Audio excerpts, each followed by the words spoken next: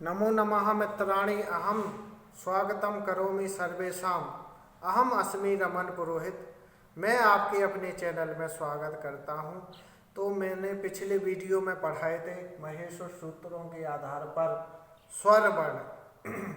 तो वर्ण विचार में मैंने महेश्वर सूत्रों के आधार पर स्वर वर्ण पढ़ा रहा हूं। उसके बाद अब मैं महेश्वर सूत्रों के आधार पर ही हल वर्ण पढ़ा रहा हूं। हल यानी व्यंजन वर्ण। अधिकतर लोगों का मानना है कि संस्कृत का प्रारंभ स्वर व्यंजन वर्ण से करना चाहिए। यानी महेश्वर सूत्रों के आधार पर वह जब तैयारी करते हैं तो महेश्वर सूत्रों के आधार पर स्वर व्यंजन वर्ण की तैयारी नहीं करवाते हैं और ना ही उनकी पहचान करवाते हैं। इसलिए आज मैं आपको बता रहा हूं कि महेश्वर सूत्रों का स्वर और व्यंजन में कितना महत्व है। इन्हीं के आधार पर व्यंजनों की उत्पत्ति हुई है, इन्हीं के आधार पर स्वर वर्ण की उत्पत्ति हुई है। पिछले वीडियो में मैं स्वरों के बारे में महेश्वर सूत्रों के आधार पर उत्पत्ति बता चुका हूँ।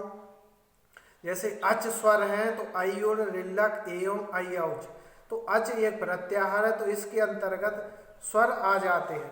तो इस तरह से मैंने स्वर वर्ण पढ़ाए थे। आज मैं पढ़ा रहा हूँ व्यंजन वर्ण जिनको हल कहते हैं। हल क्या है? एक प्रत्याहार है। हल एक प्रत्याहार है। हल का अर्थ क्या होता है? हल क्यों कहा है? व्यंजन वर्ण को हल क्यों कहा है? व्यंजन वर्ण को हल इसलिए कहा है क्योंकि है वरट के हा से लेकर और अंतिम सूत्र है हल तक। हल तक के ला को लेकर यहाँ पर हल कहते हैं। तो इनमें सभी व्यंजन आ जाते हैं। जैसे है वरट, लड़, यमंगड़ नम, झबय, घट दस, जब घट दस, खप छटत चट तब, कपय, शश सर और हल। इस तरह से है वरट के हा से लेकर हल तक के हल वाला सूत्र है यहाँ तक का ला। तो इसलिए इनमें सभी व्यंजन वर्ण आ जाते हैं, इसलिए इनको हल वर्ण कहते हैं। इसको हल संधि भी कहते हैं। हल एक प्रत्याहार है। तो इस तरह से सूत्रों के आधार पर मैं वर्ण विचार पढ़ा रहा हूँ। उसके बाद फिर मैं आपको स्वर वर्ण और व्यंजन वर्ण कुल इकट्ठे मिलाकर मैं पढ़ाऊंगा। वर्णमाला पूरी गिनती करवाऊंगा और वर्णमाला पढ़ाऊंगा। संस्कृत कितनी वर्णमाला में अक्षर होते हैं, व्यंजन कितने होते हैं, स्वर कितने होते हैं, कुल कितने। अभी मैं सूत्रों के आधार पर आपको समझा रहा हूँ कि इनका किस तरह से वैज्ञानिक महत्व है। तो इसी तरह से अब हल वर्ण पढ़ते हैं। तो अंतस्थ व्यंजन अगला सूत्र है। पांचवा है वरट और छठवां है लड़।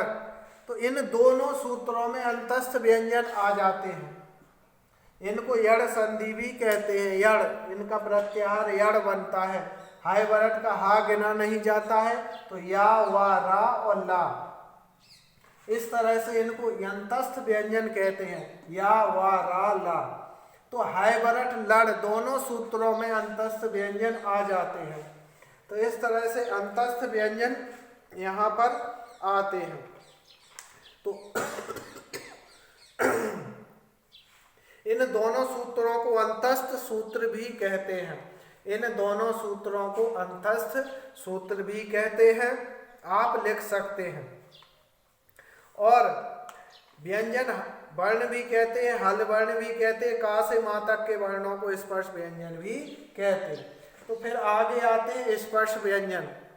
तो स्पर्श व्यंजन का से मां तक के वर्ण इसमें आते हैं। का से मां तक के वर्णों को स्पर्श व्यंजन कहते हैं।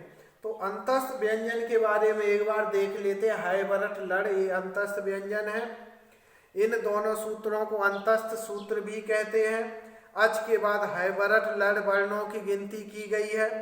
है वरट के हा को हटाने पर या वा रा ला आ जाता है। तो इस तरह से यहाँ पर अंतस्थ व्यंजन बचते हैं। महर्षि पाणिनि ने या वा रा ला यानी यण को अच के पश्चात व्यंजनों के पहले रखा है। तो इस तरह से इनको अर्ध स्वर भी कहते हैं। अब प्रश्न आ जाए अर्ध स्वर क्या है? है वरट लड़ यानी या वा रा ला को अर्ध स्वर भी कहते हैं क्योंकि स्वरों के बाद इनको रखा है महर्षि पाणिनि ने।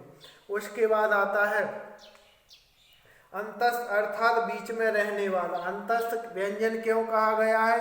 अंतस्थ का अर्थ है बीच में रहने वाला, मध्य में रहने वाला वर्ण है, इसलिए इनको अंतस्थ व्यंजन भी कहते हैं। या, वा, रा और ला, इस तरह से ये अंतस्थ व्यंजन है। अब आते हैं स्पर्श व्यंजन। का से मा तक के वर्णों को स्पर्श व्यंजन कहते हैं, जैसा कि आपको मालूम है। तो यमंगणनम, झबया, घटदश, जबगढ़दश, खप, छटत, चटतब, कपय और यहाँ पर यमंगणनम से लेकर कपय तक के जो सूत्र हैं इनमें स्पर्श व्यंजन आ जाते हैं। कैसे? अभी मैं गिनती करके बता देता हूँ। ये वर्ण कंठ, तालु, मूर्धा, दंत आदि स्थानों को स्पर्श करने के बाद उच्चारित होते हैं। अब इनको स्पर्श व्यंजन इसलिए कहते हैं क्योंकि कंठ, मूर्धा, तालु, ओष्ठ तो इनको दंत इनको स्पर्श करने के बाद उच्चारित होते हैं, इसलिए इनको स्पर्श व्यंजन कहते हैं। इसके बाद आता है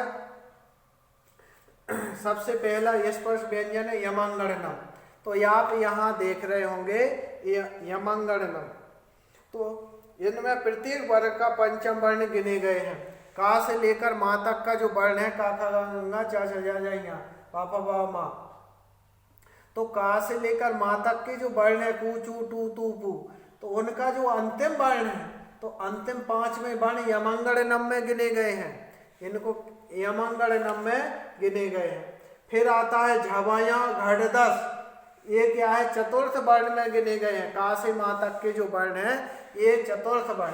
जैसे चा वाला जो वर्ग है उसका झा चौथा है, पा वाले वर्ग का भा ये चतुर्थ है, का वाले वर्ग का घा चतुर्थ है, टा वाले वर्ग का जो ढा है ये भी चतुर्थ है, और ता वाले वर्ग का जो धा है वह भी चतुर्थ है। इस तरह झबया, घटदश इनमें चतुर्थ वर्ण गिने गए हैं। जब घटदश खा, तो जब घटदश में तृतीय वर्ण आ जाते हैं। जब घटदश में तृतीय वर्ण आ जाते हैं। तो इस तरह से यहाँ पर वर्ण गिने गए हैं। तो जब घटदश में तृतीय वर्ण आ गए आप देख रहे हैं। इसके बाद आते हैं द्वितीय वर्ण।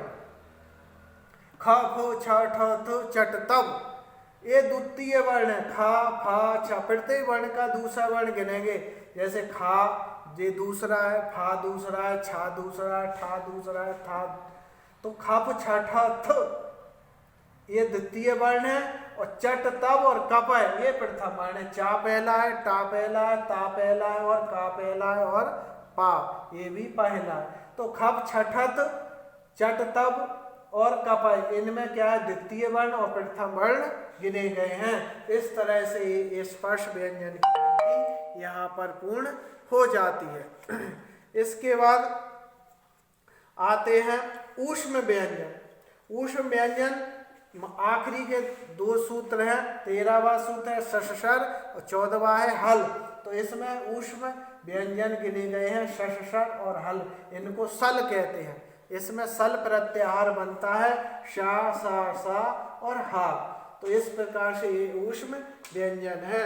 तो इन सूत्रों में ऊष्म वर्ण गिने गए हैं, इनकी संख्या 4 है। तो इस तरह से सूत्रों के आधार पर कुल व्यंजन कितने हुए? अंतस्थ व्यंजन हुए 4, स्पर्श व्यंजन हुए 25 और ऊष्म व्यंजन हुए 4। तो 4 और 4 8 और 5 25 और 8 33। तो इस तरह से संस्कृत व्याकरण में 33 व्यंजन है और स्वर 13 है। 13 स्वर हैं और 33 व्यंजन माने गए हैं महेश्वर सूत्रों के अनुसार। मैंने बच्चों महेश्वर सूत्रों के अनुसार इसलिए बताया है क्योंकि महेश्वर सूत्रों के आधार पर वैज्ञानिकता होती है, इसकी प्रमाणिकता सिद्ध होती है। इसमें किसी भी गाइड में, सीरीज में या कोई विद्वान यदि इनमें कोई भेदभाव करता है तो ये प्रमाणिक है इनके आधार पर, इसलिए मैंने आपको वर्ण विचार पढ़ाए हैं। अब अगले वीडियो में हम वर्णमाला लेकर आएंगे। कुल कितने स्वर, व्यंजन हर्ष दीर्घ संयुक्त उदित कौन है, अंतस्थ वर्ण कौन है, ऊष्म वर्ण कौन है। तो इस तरह से हम अगले वीडियो में लेकर आएंगे। तब तक हमारे साथ बने रहें। धन्यवाद। नमस्कार।